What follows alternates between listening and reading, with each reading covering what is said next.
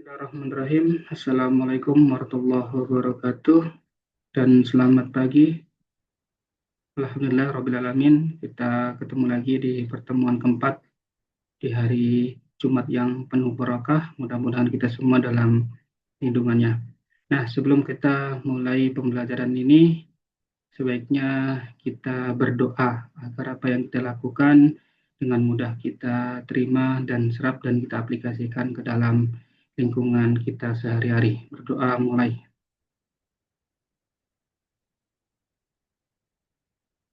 Berdoa selesai. Baik, pada pertemuan keempat ini kita akan membahas tentang kesetimbangan termal dan konsep temperatur, di mana diharapkan setelah pembelajaran ini selesai, mahasiswa mampu menjelaskan kesetimbangan termal, menjelaskan konsep temperatur, menjelaskan pengukuran temperatur, dan mampu menjelaskan besaran termometrik, mampu menjelaskan temperatur gas ideal, dan mampu menjelaskan termometer dan termokouple. Baik, sebelum kita masuk ke materi, saya ingin bertanya, kira-kira gambar apakah ini? Ada yang tahu? Baik, itu adalah gambar secangkir kopi yang panas, dan tentunya kita tidak bisa langsung menyeduhnya.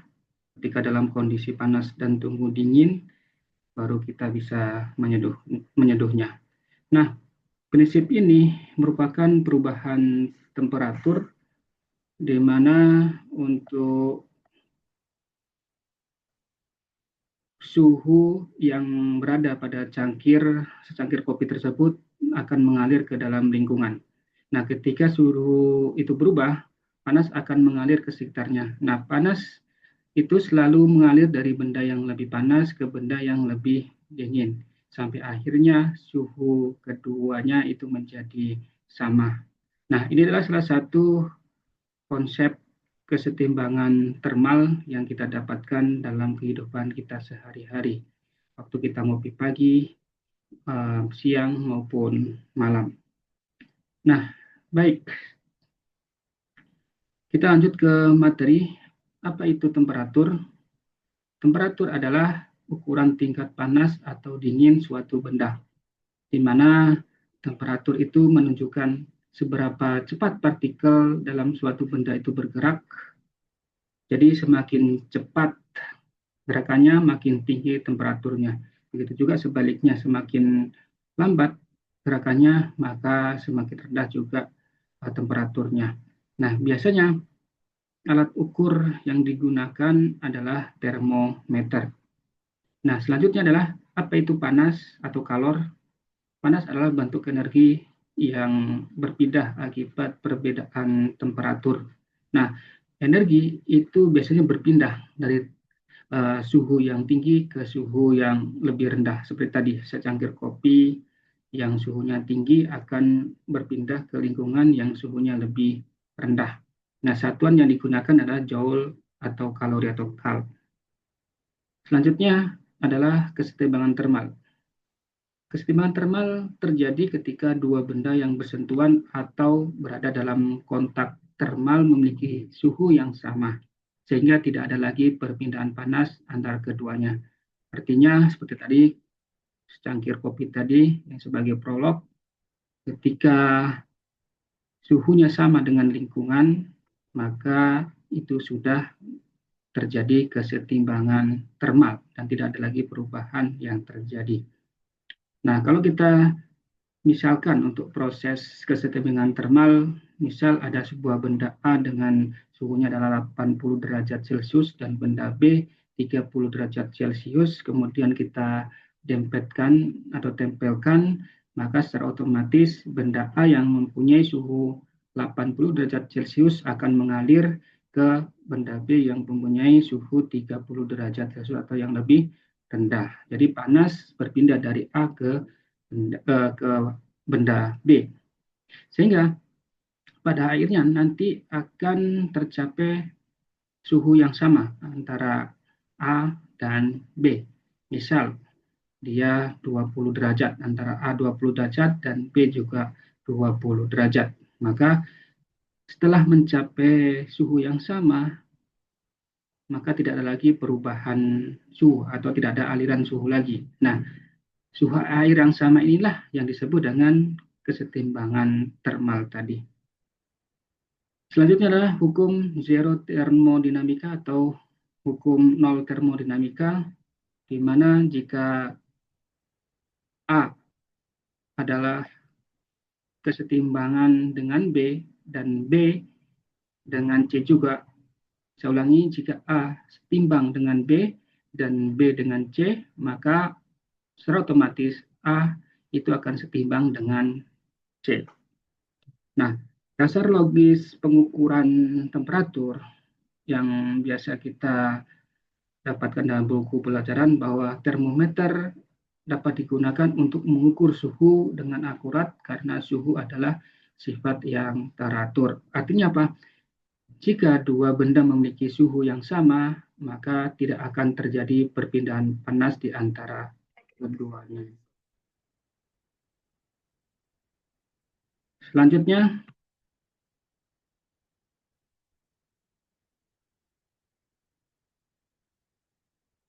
untuk menambah wawasan dari hukum zero termodinamika tadi atau hukum nol termodinamika tadi, mari kita sama-sama atau saksikan video tentang hukum nol termodinamika sebagai wawasan bagi kita, jadi menambah pengetahuan bagi kita semua. Mari kita saksikan. Selamat datang kembali di channel Advisix815. Kali ini kita akan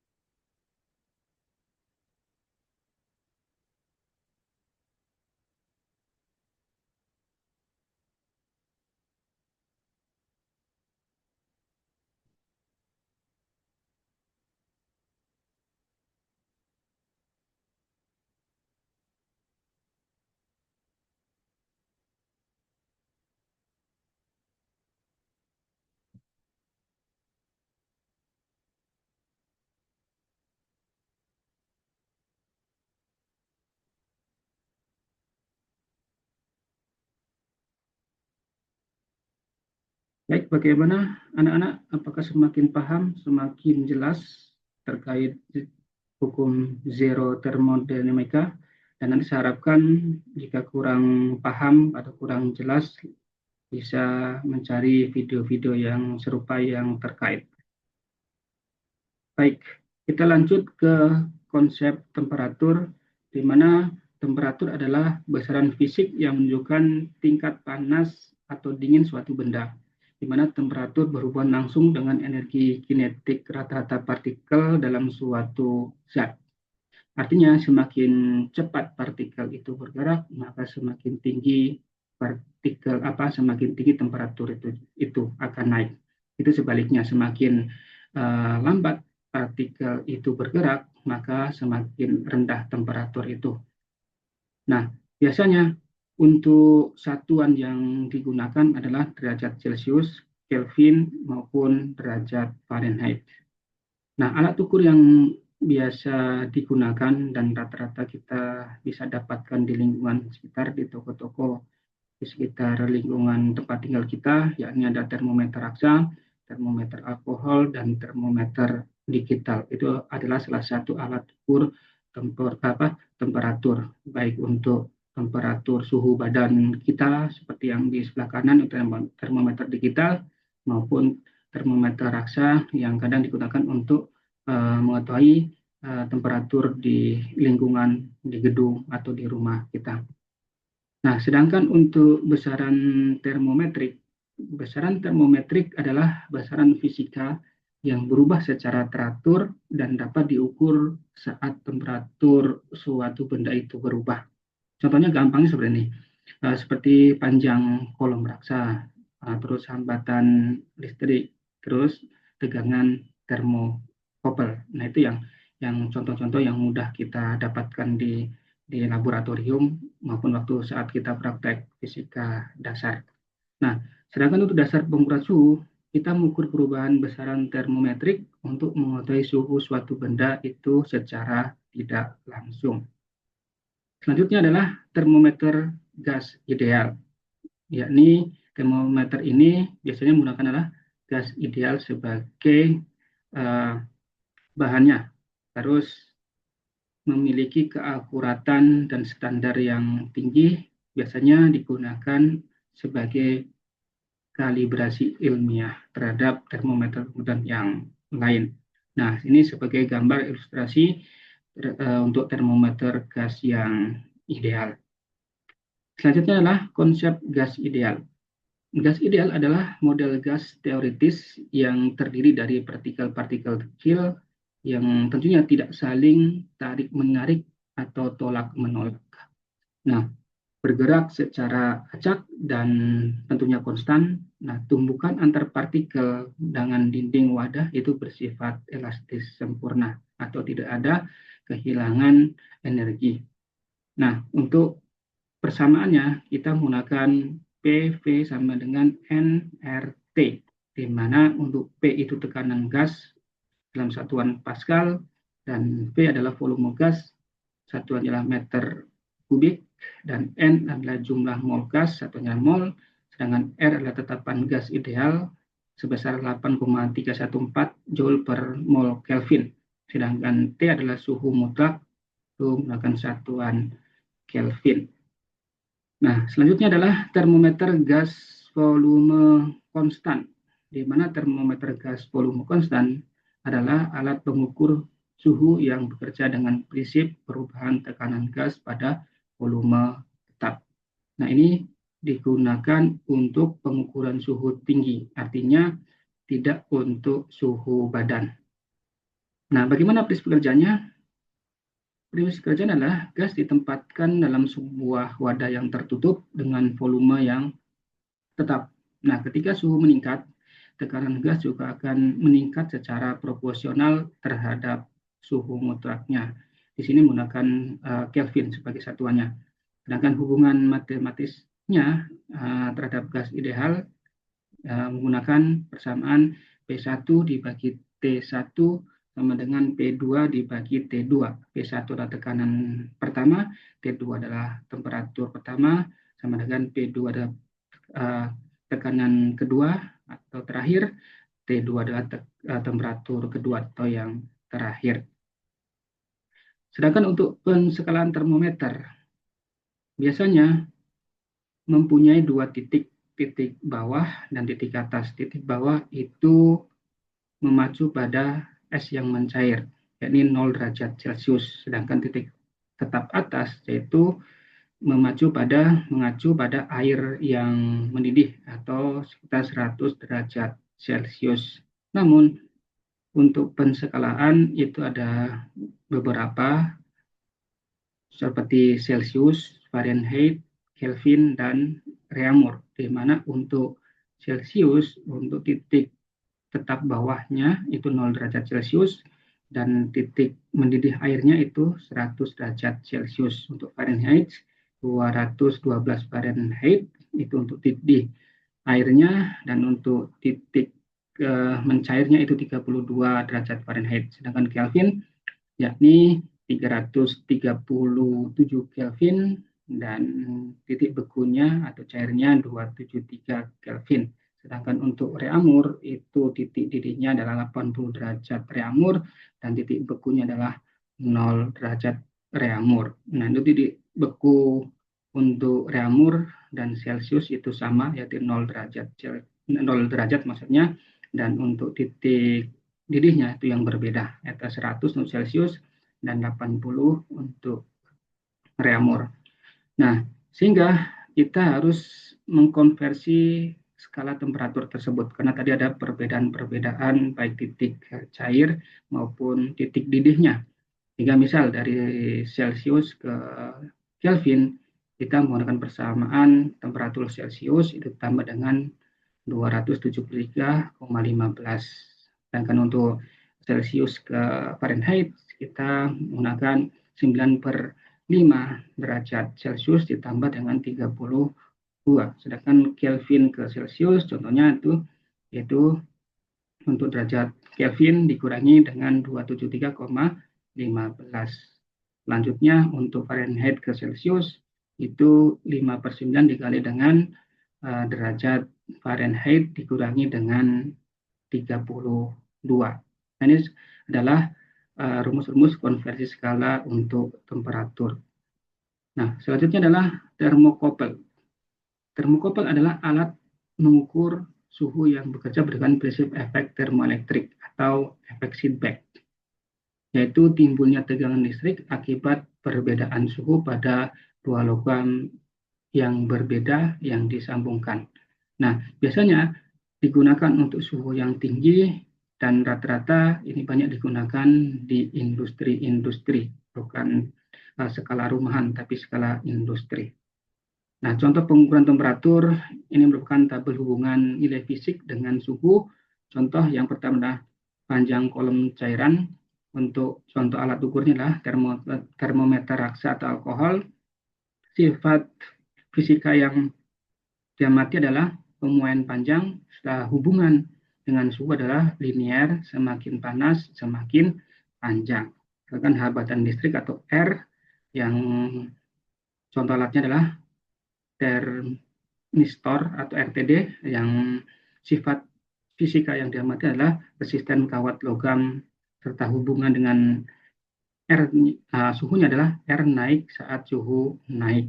Begitu juga untuk yang terakhir, untuk besaran fisik adalah intensitas radiasi inframerah, sedangkan contoh alat ukurnya adalah pirometer radiasi, sedangkan sifat fisika yang diamati adalah emisi gelombang elektromagnetik, dan hubungannya dengan suhu adalah radiasi meningkat dengan suhu.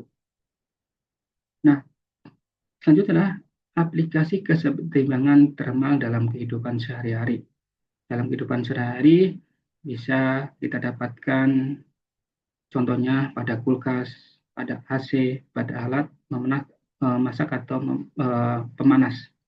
Kemudian dalam industri ada pengelasan, ada mesin dan sensor suhu. Itu yang sering kita dapatkan. Nah, selanjutnya adalah contoh soal.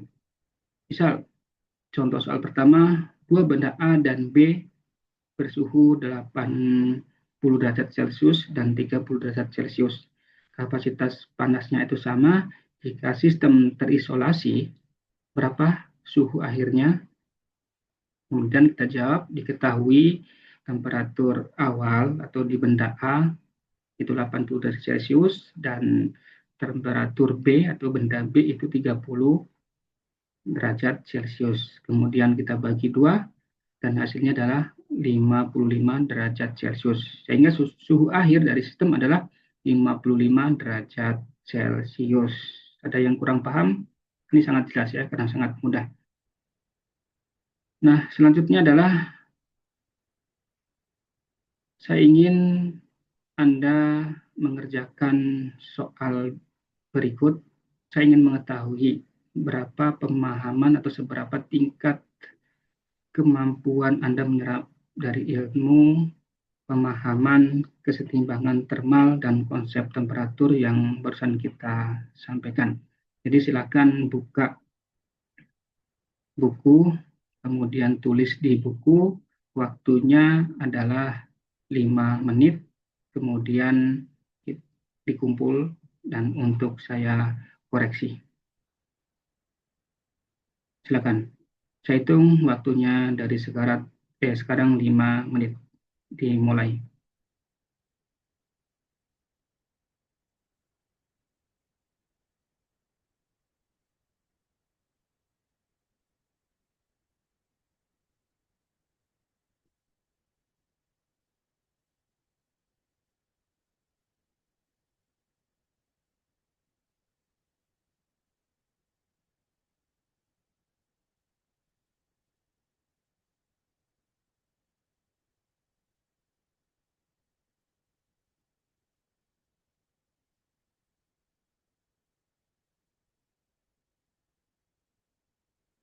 Baik, waktunya sudah habis. Silakan kumpul salah satu orang jadi relawan untuk mengambil hasil dari kerjaan teman-temannya.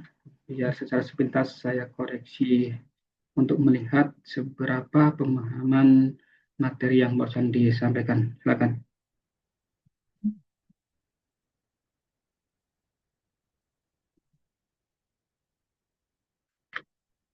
Terima kasih. Saya cek sebentar secara sepintas.